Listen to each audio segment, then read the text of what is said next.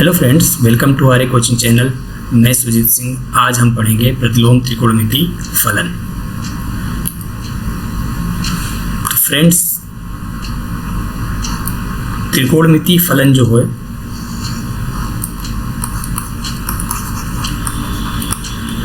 वो इनपुट में कोण लेता है और आउटपुट में मान देता है ना। सपोज मेरे पास y is equal to sine X फलन है, तो यहाँ पर x जो है वो कोण है, ये हमारा इनपुट है, और y जो है फ्रेंड ये मान है और ये हमारा आउटपुट है। अब ये इनपुट हमारा डिग्री में भी हो सकता है, यानी अंश में भी हो सकता है, और रेडियन में भी हो सकता है। क्लियर? जैसे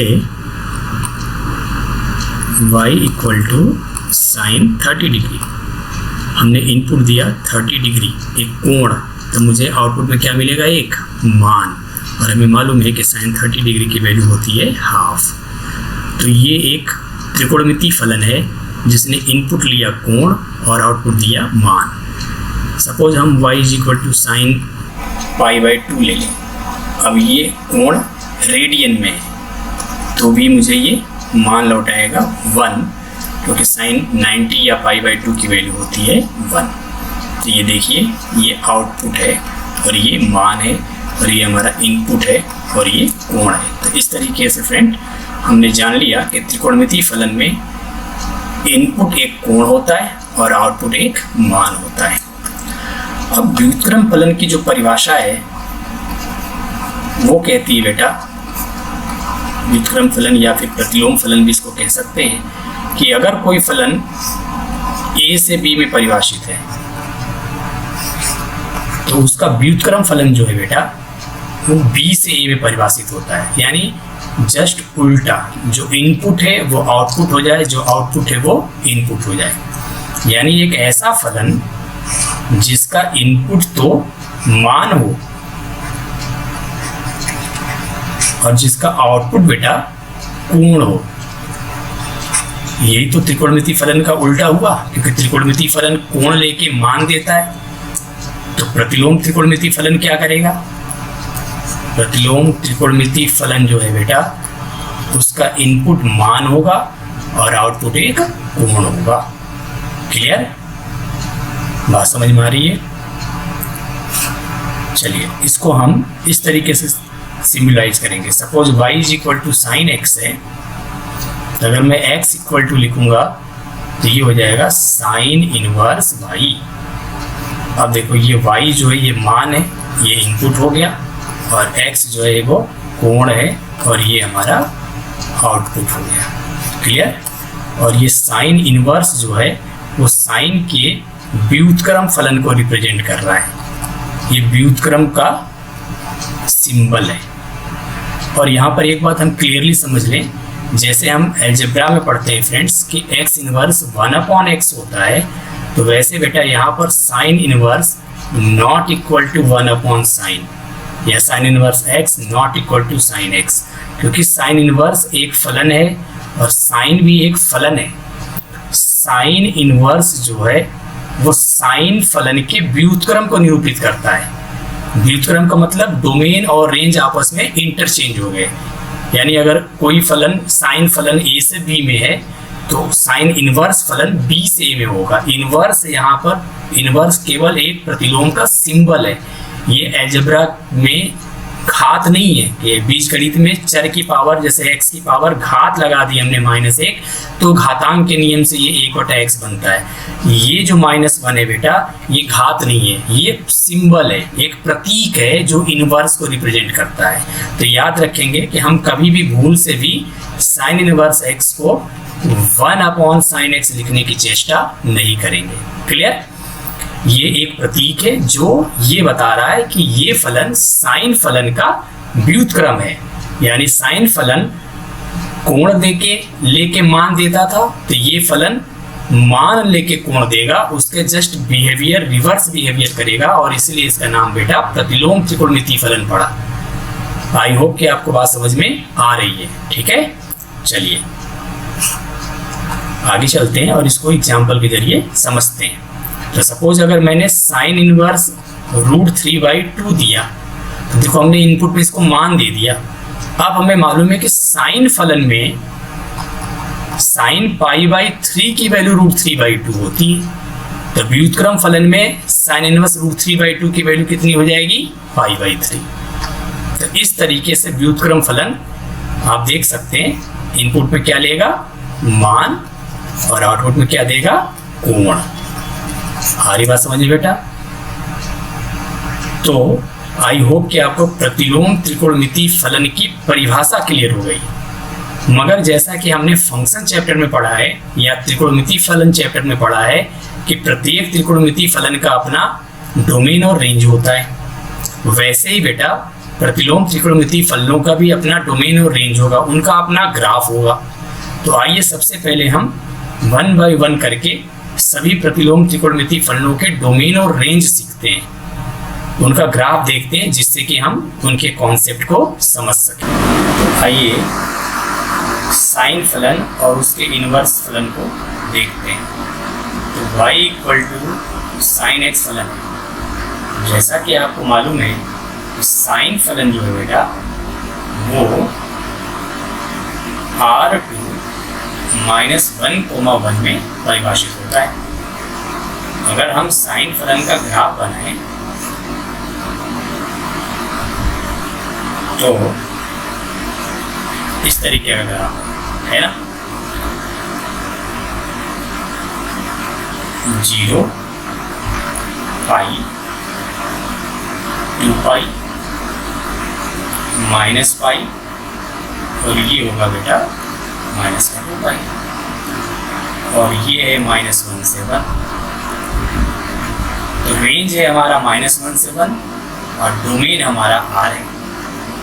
साइन फलन में या जितने भी त्रिकोणमिति फलन होते हैं बेटा, इनकी एक खूबी होती है जो हमने 11th क्लास के त्रिकोणमिति चैप्टर में पढ़ा है कि ये बार बार अपने उन्हीं मानों की पुनरावृत्ति करते हैं। अगर हम 0 से 360 या और भी हम गोल गोल घूमते हैं तो त्रिकोणमिति फलन अपने उन्हीं मानों की पुनरावृत्ति करते हैं, और इस बात को हम यहाँ ग्राफ में बहुत इजीली देख सकते हैं।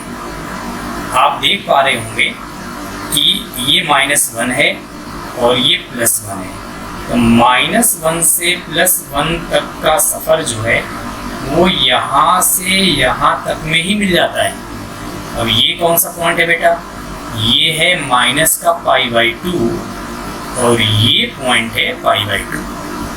तो आप देख पा रहे होंगे कि हमारा जो sin x फंक्शन है वो इतने ही डिस्टेंस में यानी -π/2 से π/2 के अंतराल में पूरे रेंज को प्राप्त कर ले रहा है, यानी -1 से 1 तक मिल जा रहा है। अब आगे बढ़ेंगे तो यही मान दोबारा रिपीट होगा, तिबारा रिपीट होगा, और ये सिलसिला चलता ही रहेगा।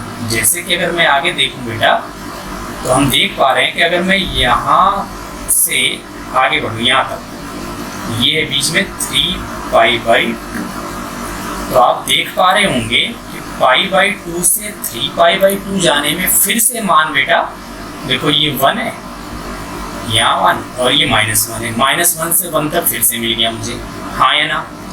ऐसे ही अगर मैं पीछे जाता, ये देखो यहाँ से यहाँ तक का सफ़र -π/2 से बीच में पड़ता है बेटा -3π/2, यहाँ तक का सफ़र, तो आप देखेंगे फिर से मुझे क्या प्राप्त हो गया, -1 से 1। यानी अगर मैं साइन फलन के ग्राफ में x अक्ष पर लेफ्ट से राइट बढ़ता चला जाऊं तो -1 से 1 का अंतराल मिलता ही जाएगा, रिपीटेटिवली मुझे बार बार मिलता ही जाएगा। ये सभी त्रिकोणमिति फलनों का नेचर होता है, हाँ या ना।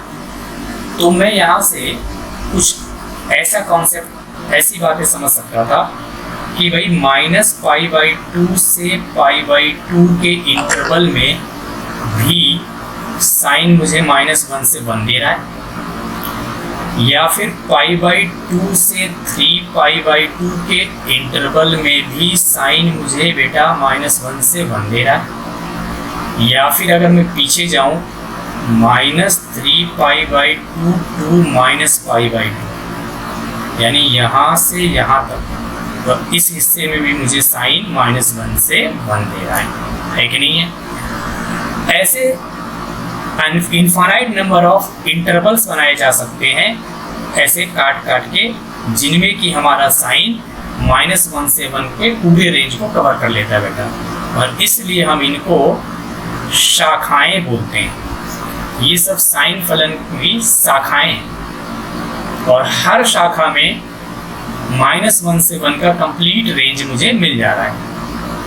तो जब हम व्युत्क्रम फलन को परिभाषित करेंगे बेटा, साइन इनवर्स फंक्शन को परिभाषित करेंगे, अब हमें पढ़ाया गया कि साइन इनवर्स फंक्शन इनपुट को आउटपुट बना देगा और आउटपुट को इनपुट बना देगा। तो साइन इनवर्स फंक्शन का जो इनपुट होगा वो -1 से 1 हो जाएगा, क्योंकि साइन का आउटपुट -1 से 1 होता है।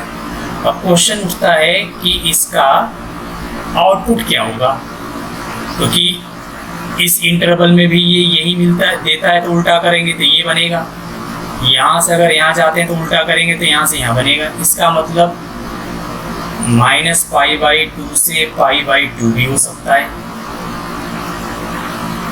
इसका मतलब हो गया π/2 से 3π/2 भी हो सकता है बेटा। या फिर अगर ऐसे ही मैं